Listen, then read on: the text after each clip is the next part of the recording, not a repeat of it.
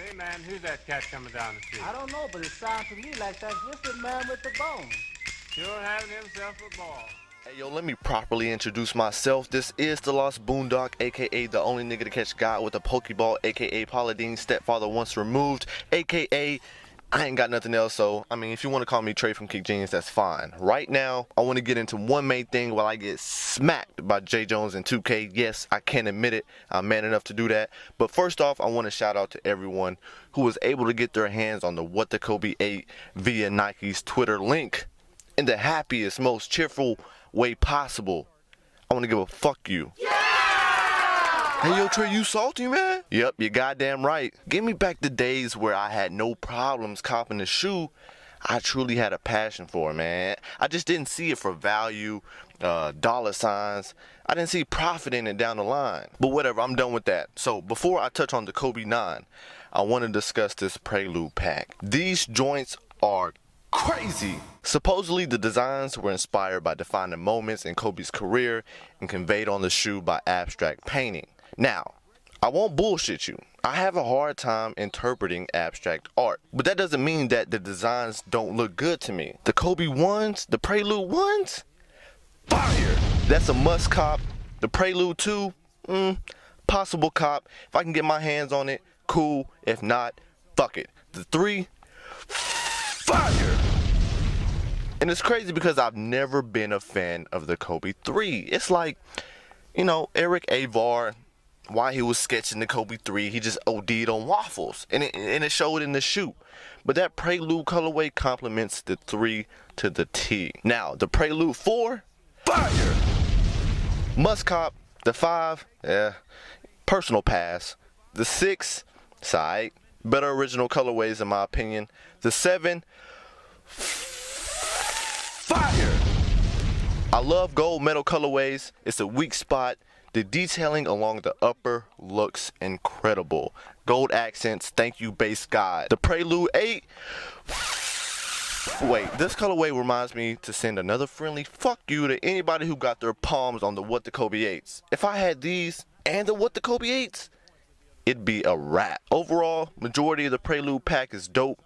Good luck to anybody looking to add to their Kobe collection. This is going to be a great addition. Now, let's get to the meat of the muscle, the Kobe 9. First of all, I've never seen so many people hyped about a current basketball shoe. Are you guys not retro Jordan heads anymore? I'm just curious. I'm asking for a friend.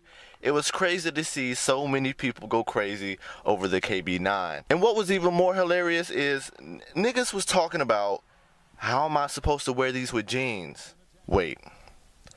Huh? If y'all who I'm talking about, y'all might as well not even listen to this, because what I'm about to say has nothing to do with rocking a performance kick casually. So, the first thing I was amazed by was the integration of Flyknit into a basketball sneaker.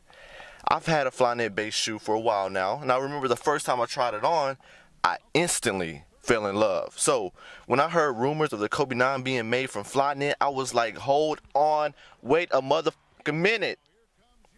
That would be a dream come true. But where's the support going to come from? We all know Flyknit, you know, obviously it doesn't offer enough support for the sport of basketball. Then I see they reinforced it with dynamic flywire and a carbon fiber heel counter. I'm like, okay, I just totally, I overthought it.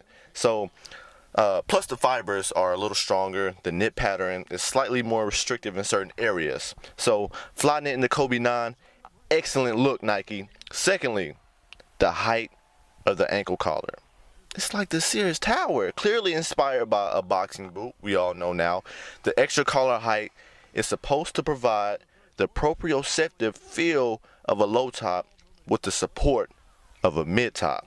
Now, right here is my first question. This may sound confusing, but through all my rambling, just keep in mind, all this has to do with the reasoning behind a higher cut shoe.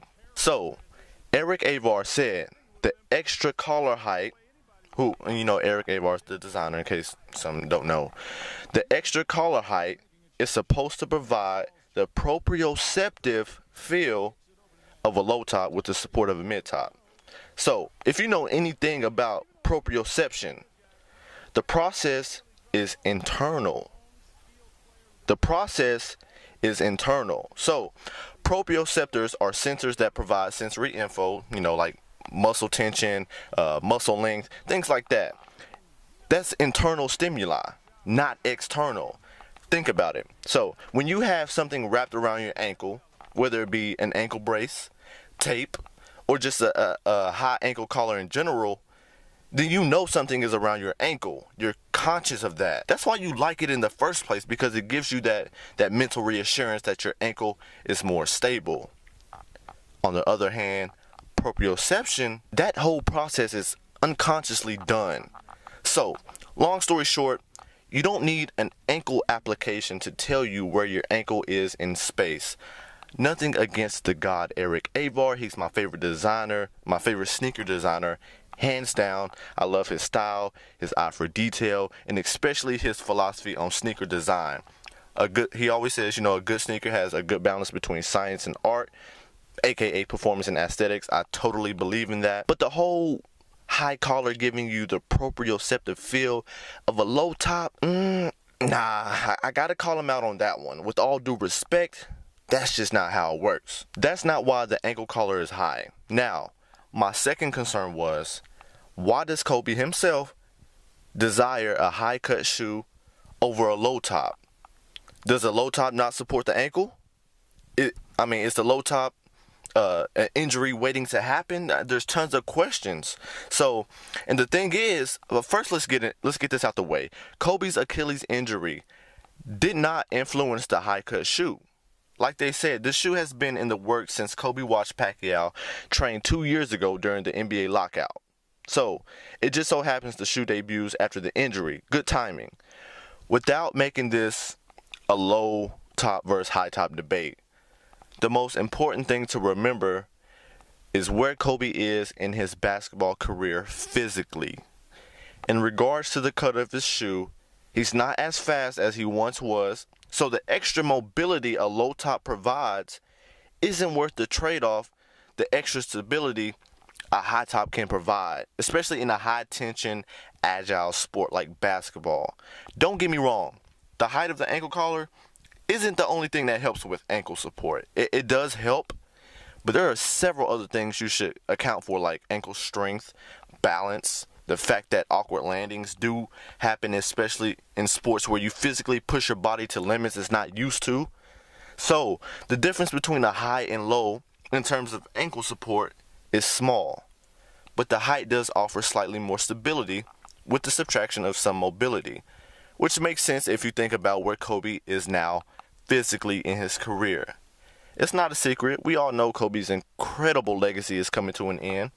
We knew that years ago, and that's why the shoe was in the works a couple of years ago. It makes perfect sense. So overall, the shoe comes from the player's needs and what benefits him or her most, what makes them the most comfortable. In my opinion, the Kobe 9 is dope. Can't wait for Kobe's return this Sunday.